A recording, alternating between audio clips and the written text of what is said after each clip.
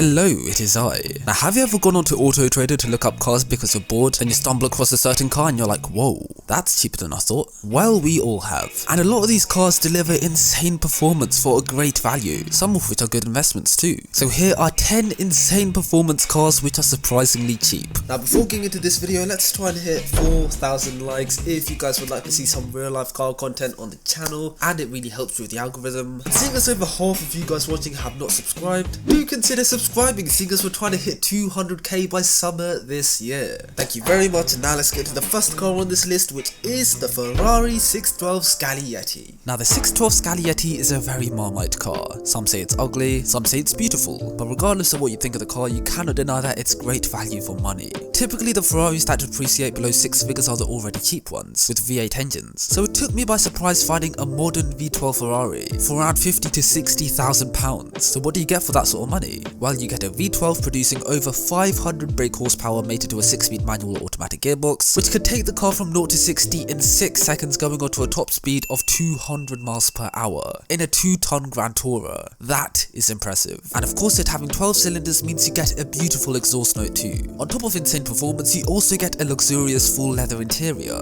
able to accommodate 4 people in a Ferrari. It's genuinely one of the most underrated Ferraris ever created, which is such a shame because the 612 is genuinely a phenomenal car. And not only is it a great car, but it's a great investment too. Only 3,000 were made in total, making the car rare. And naturally aspirated V12s are a dying breed in today's society, hence prices are going up in the market every single day. So if you're looking for a great sounding, practical, rare supercar which won't lose you money, there is no better choice than the 612 Scaglietti, the Vauxhall Monaro. In 2001, 3 car manufacturers from the General Motors family got their own V8 muscle cars. USA got the Pontiac GTO, Australia got the Holden Monaro, and the UK surprisingly got a Vauxhall Monaro. Yep, that tabby Vauxhall badge on a V8 muscle car.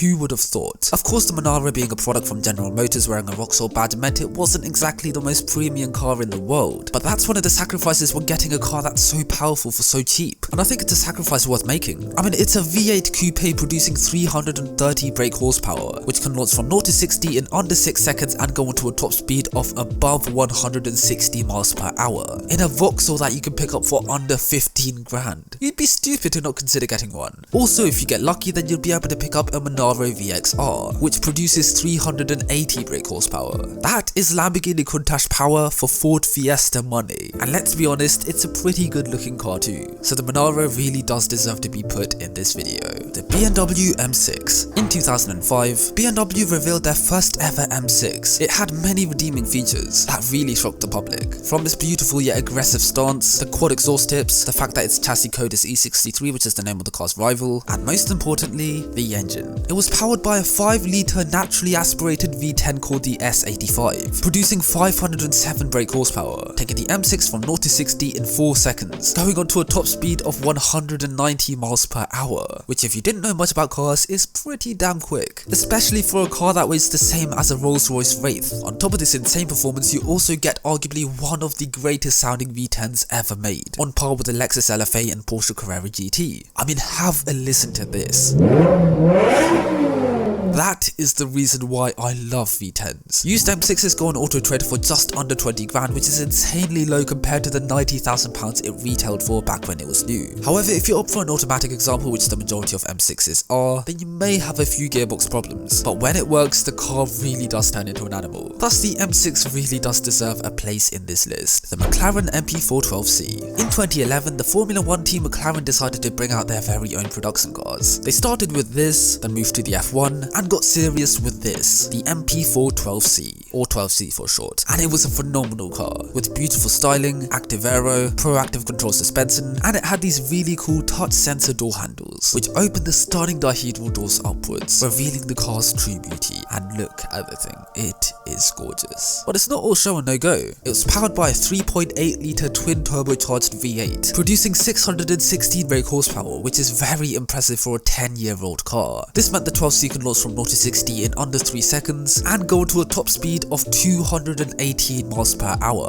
making the 12c quicker than a multi-million pound Ferrari Enzo. And you'd be surprised to know that you can pick these up for just under 70 grand. Yep, that's right. You could get hypercar performance from a car that's the same price as an Audi Q8, and this was a McLaren era where the build quality was on point, so you're technically getting a better car for your money too compared to these newer McLarens. Thus the MP4-12c makes it onto this list. It may not be cheap enough for the average person to buy, but the price tag really does surprise you for what you're getting. It's quicker than an Enzo, man, what the f- The C6 Audi RS6 Avant. In 2008, Audi put their brand new Audi RS6 into production, and they shocked the world with how practical yet powerful it was. One of the greatest things about this RS6 is of course the engine. Modern RS6s nowadays are powered by twin-turbo V8s. However, this older RS6 was powered by an engine with 2 more cylinders. Yep, that's right. This estate car is powered by a twin-turbocharged 5-litre V10, producing upwards of 570 brake horsepower. That's Lamborghini's Sesto Elemento performance in an Audi estate car. Granted, it's twice the weight of a Sesto Elemento, but 0 to 60 in 4.6 seconds isn't exactly slow for a 2-ton family car. And if you remove the limiter, then you'll be scraping the 200 mph mark, which is mental. Used examples of these RS6s go on Auto Trader for under 20 grand, so it's pretty good value for money, especially for what's practically a 5-door Lamborghini Gallardo.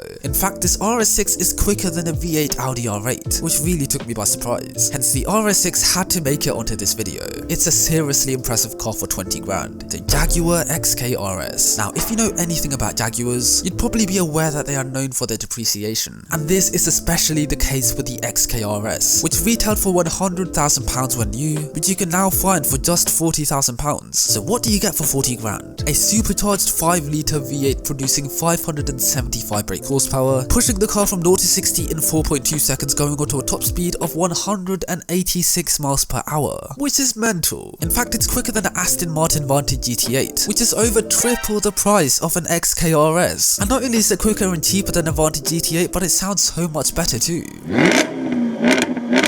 How amazing does that sound? It's honestly one of the best bang for buck sports cars you can pick up out there, and it's fairly modern too, so I had to include the XKR-S into this video. I'm maybe a bit of a Jaguar fanboy at heart, but you cannot deny that it's a seriously impressive car for 40 grand. The F10 BMW M5. In 2011, BMW disappointed their fans by replacing their old V10 powered M5 with their new V8 powered successor. However, despite it lacking in personality, it certainly did not lack in performance. This new V8 was mated with 2 turbochargers producing 560 brake horsepower, 50 more than the V10 predecessor. This meant the new M5 could launch from 0 to 60 in just over 4 seconds, going onto a top speed of 190 miles per hour if the limiter was removed, which is mental. And surprisingly, you could pick up these for under 20 grand. Yep, you could own this monstrous supercar killing BMW M5 for less than a 1.5 litre Mark 8 Volkswagen Golf. And it's not like these M5s are old either. They only just stopped the F10 models in 2016, so for 20 grand you're getting one hell of a car. And with this insane performance, you also get quite a bit of luxury too, so it's a great all-rounder. It's cheap, practical, luxurious, and seriously powerful. Thus, the F10 M5 really does deserve a place in this video. The C6 Corvette. Now, in the UK, American cars are typically much more expensive than what they'd be listed for in the US. For example, here's a Challenger Hellcat Red Eye for around £50,000 in the USA. In the UK,